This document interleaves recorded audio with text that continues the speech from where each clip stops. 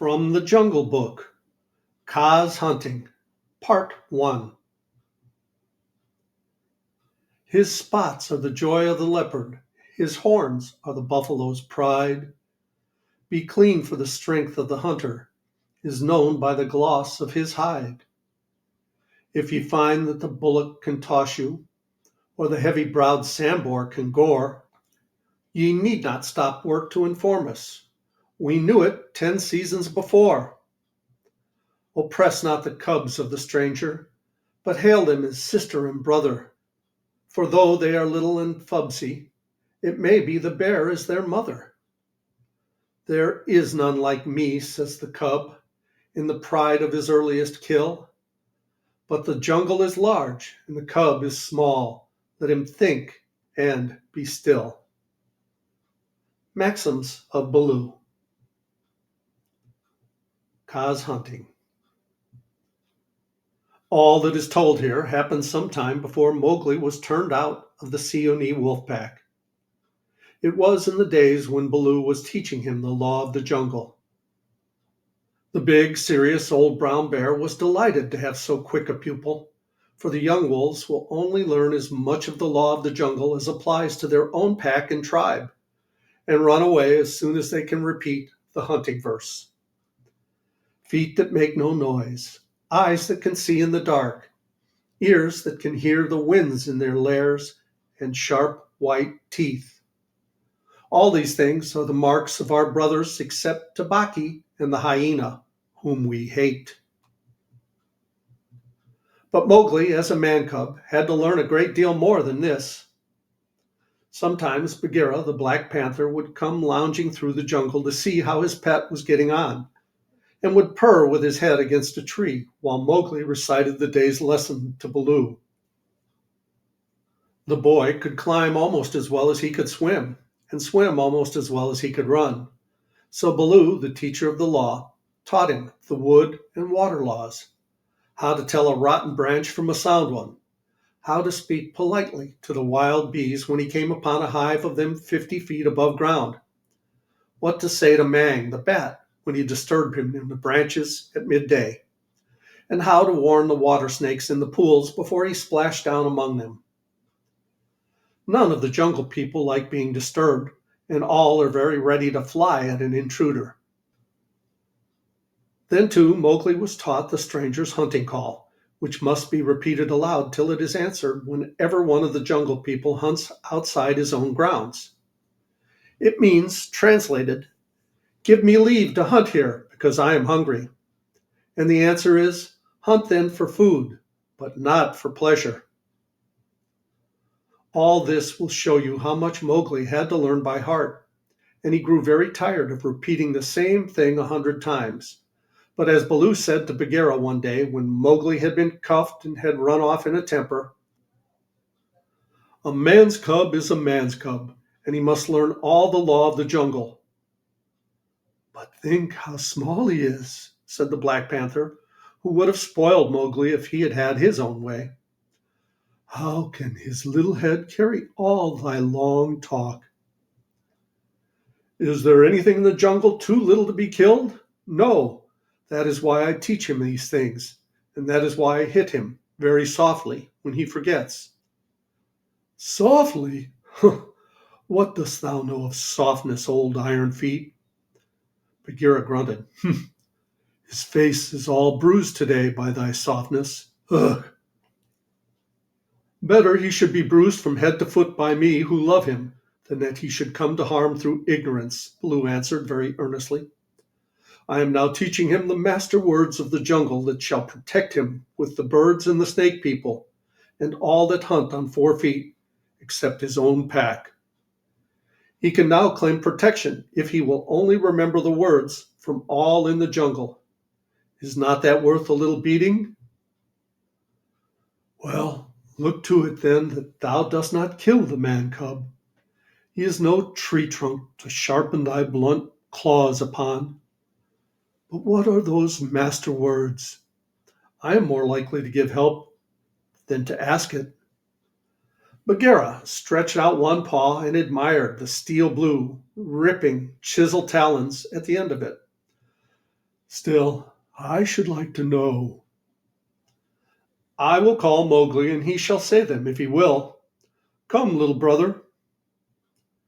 My head is ringing like a bee tree, said a sullen voice over their heads, and Mowgli slid down a tree trunk, very angry and indignant, adding as he reached the ground, I came for a Bagheera, and not for thee, fat old Baloo. That is all one to me, said Baloo, though he was hurt and grieved. Tell Bagheera, then, the master words of the jungle that I have taught thee this day. Master words for which people? Said Mowgli, delighted to show off. The jungle has many tongues. I know them all. A little thou knowest, but not much. See, O Bagheera, they never thank their teacher. Not one small wolfling has come back to thank old Baloo for his teachings. Say the word for the hunting people, then, great scholar. We be of one blood, ye and I, said Mowgli, giving the words the bare accent which all the hunting people of the jungle use. Good. Now for the birds. Mowgli repeated with the kite's whistle at the end of the sentence. Now for the snake people, said Bagheera. The answer was a perfectly indescribable hiss, and Mowgli kicked up his feet behind, clapped his hands together to applaud himself, and jumped on Bagheera's back, where he sat sideways, drumming with his heels on the glossy skin and making the worst faces he could think of at Baloo. There, there, that was worth a little bruise, said the brown bear tenderly. Some day thou wilt remember me. Then he turned aside to tell Bagheera how he had begged the master words from Hathi, the wild elephant, who knows all about these things, and how Hathi had taken Mowgli down to a pool to get the snake word from a water snake, because Baloo could not pronounce it, and how Mowgli was now reasonably safe against all accidents in the jungle, because neither snake, bird, nor beast would hurt him. No one, then, is to be feared, Baloo wound up, patting his big, furry stomach with pride. Except his own tribe, said Bagheera under his breath, and then aloud to Mowgli, Have a care for my ribs, little brother. What is all this dancing up and down? Mowgli had been trying to make himself heard by pulling at Bagheera's shoulder fur and kicking hard. When the two listened to him, he was shouting at the top of his voice. And so I shall have a tribe of my own, and lead them through the branches all day long. What is this new folly, little dreamer of dreams? Said Bagheera. Yes, and throw branches and dirt at old Baloo, Mowgli went on.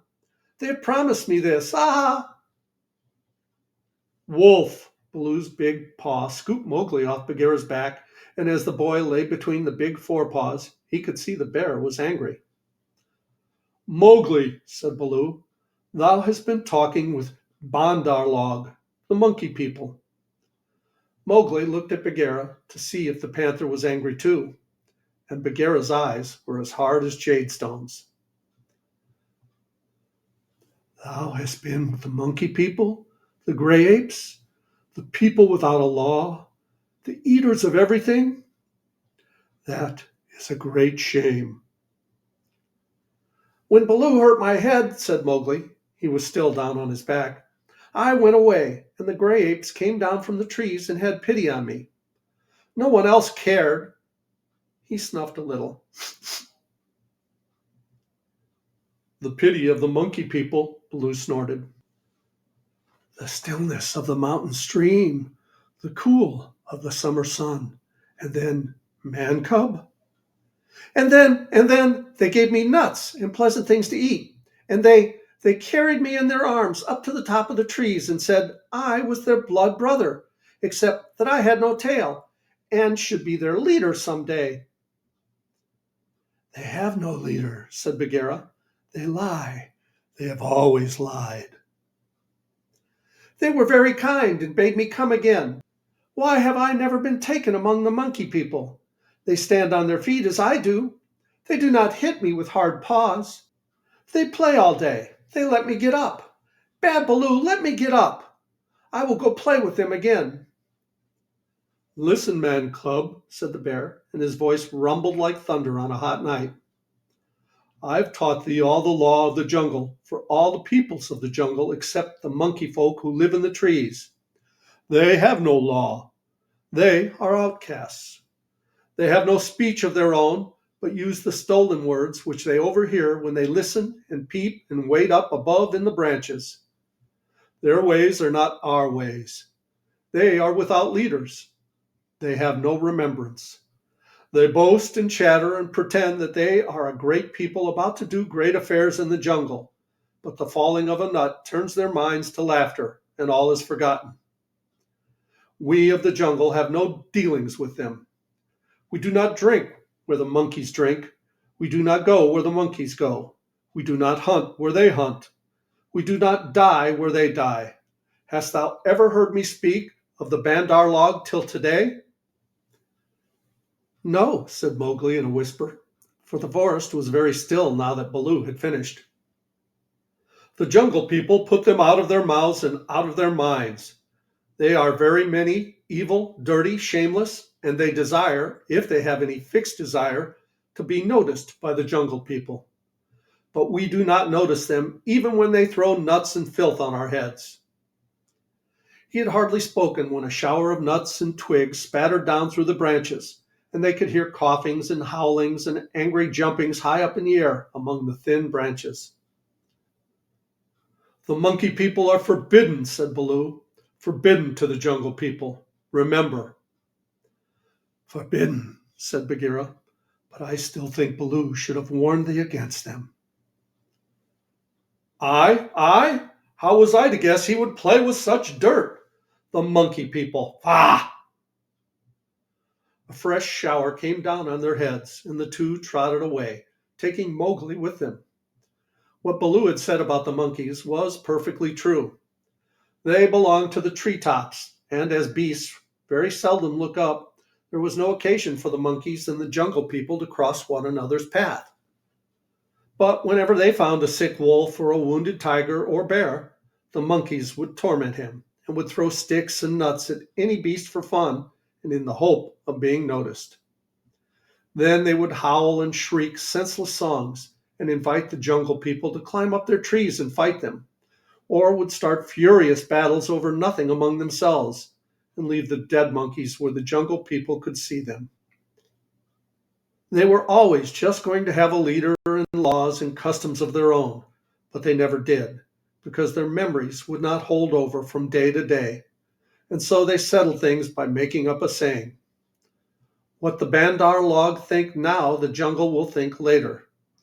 And that comforted them a great deal. None of the beasts could reach them, but on the other hand, none of the beasts would notice them, and that was why they were so pleased when Mowgli came to play with them, and when they heard how angry Baloo was. They never meant to do any more. The Bandar log never mean anything at all. But one of them invented what seemed to him a brilliant idea, and he told all the others that Mowgli would be a useful person to keep in the tribe, because he could weave sticks together for protection from the wind. So if they caught him, they could make him teach them. Of course, Mowgli, as a woodcutter's son, inherited all sorts of instincts and used to make little play huts of fallen branches without thinking how he came to do it. The monkey people watching in the trees considered these huts most wonderful. This time, they said, they were really going to have a leader and become the wisest people in the jungle, so wise that everyone else would notice and envy them.